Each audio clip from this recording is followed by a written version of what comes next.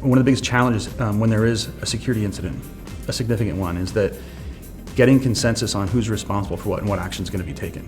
The investigators will come in and they'll say, okay, we found your problem. We're going to stop the bleeding. We're going to triage things. We're going to prioritize kind of actions you can take.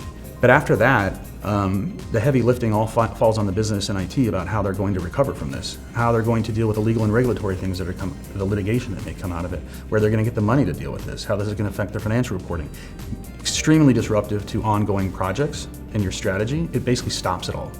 Right, and now you've got to sit there and take that money and reinvest it in other things that you weren't planning on investing it in, and that has a ripple effect as well. But also I'd say for a lot of organizations, it's a lot harder to rebuild trust and your reputation once you've lost it, right? It's extremely difficult to get that back.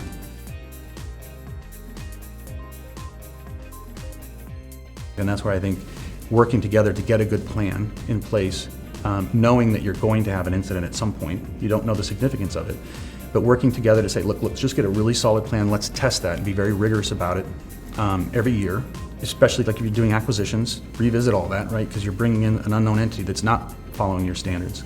And we see a lot of acquisition activity going on, a lot of M&A going on that affects these companies. But by doing that, you will not only reduce the impact when something does happen, which is the goal. You're not going to stop it at the end of the day. It's going to happen. It's just a matter of when. But you want to reduce the impact, and then you want to know how you're going to recover quickly.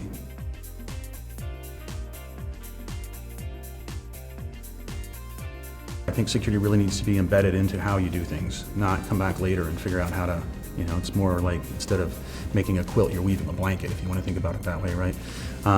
So I think it's incredibly important. I think if, from a business standpoint, if they really want to understand the challenges IT and security has in this area, whether it's security and compliance, they really need to spend more time talking to them about it and just understand all the steps that go into maintaining a security program.